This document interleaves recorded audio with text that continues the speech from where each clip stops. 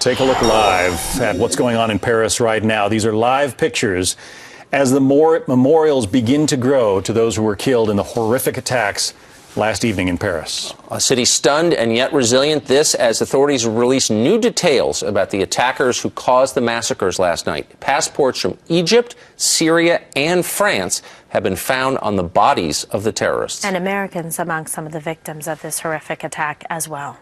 No indications yet that any Americans were killed in those attacks, but we're still sorting out the details, and of course we'll bring them to you. Meanwhile, here in the United States, the reaction is just taking shape. Joining us now is presidential candidate Senator Ted Cruz of Texas.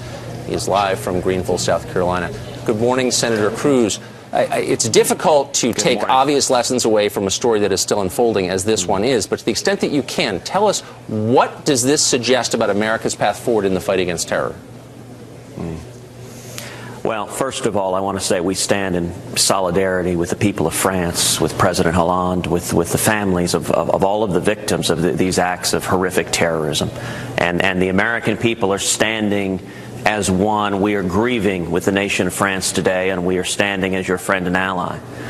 But secondly, these attacks underscore that we are facing an enemy who is fierce, who is relentless, who is at war with us, even if our own president doesn't understand that it is at war with us, and who will not stop until it is defeated. That enemy is radical Islamic terrorism.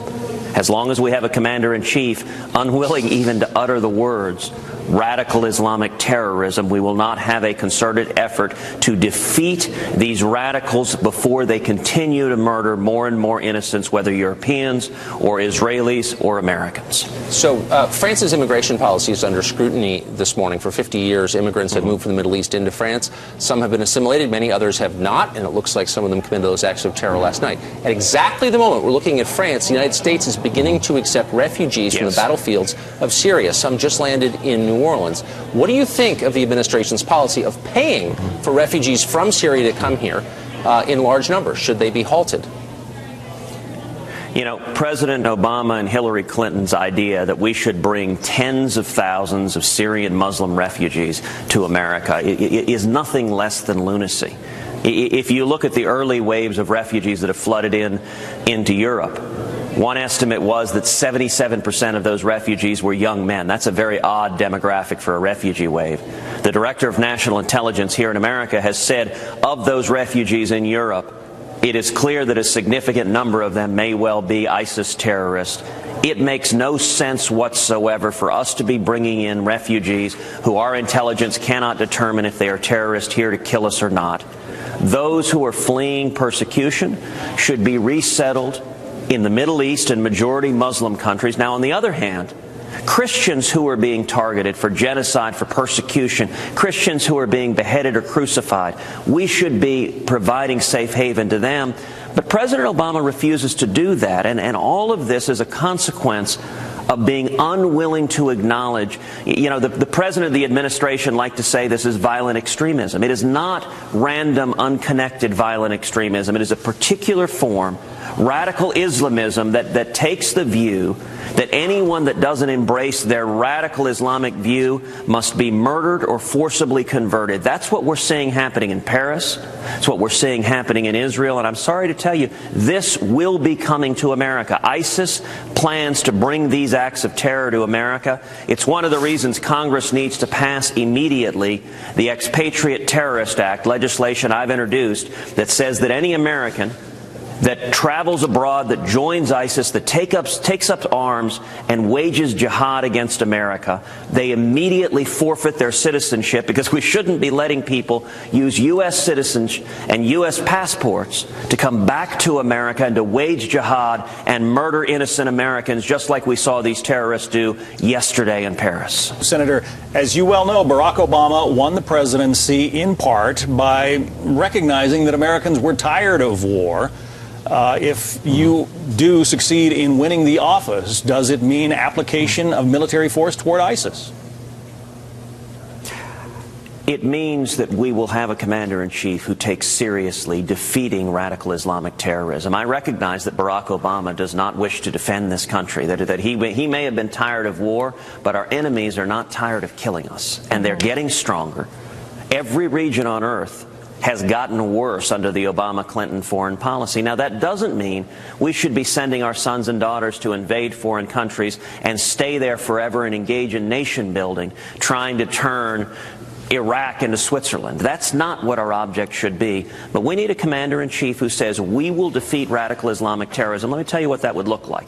That would look like, number one, using overwhelming military power, in particular air power. You know, in the first Persian Gulf War, we had roughly 1,100 air attacks a day. Obama right now is doing 15 to 30 air attacks a day. It's pinprick, it's photo op foreign policy. Insufficient. Number two, we should be arming the Kurds. The Kurds are on the ground fighting ISIS. They are fierce allies of ours.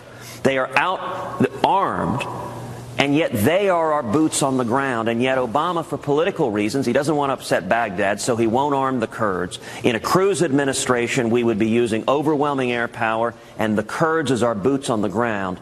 And it would be clear to any militant on the face of the earth, if you go and join ISIS, if you wage jihad against America, you're signing your death warrant. Senator Cruz, if it were to become President Cruz, what would you do differently in terms of the number of troops committed to the ground? The president saying that he will commit 50 troops. Also juxtaposed to this, he is wanting to and intending to close Gitmo.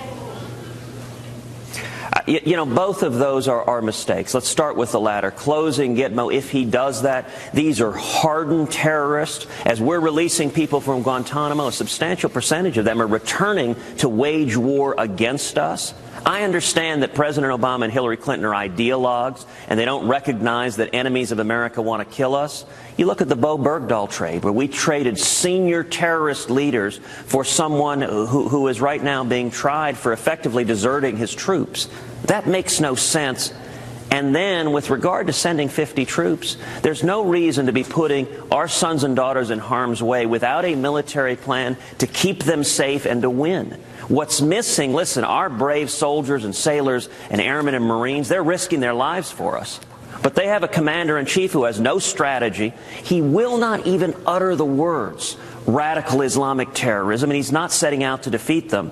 And I have to say, the last major terrorist attack we saw in Paris, you know, it was heartbreaking when you had every world leader just about marching, standing in solidarity with France. Nowhere to be found was President Obama. Nowhere to be found was Hillary Clinton. Nowhere to be found was John Kerry.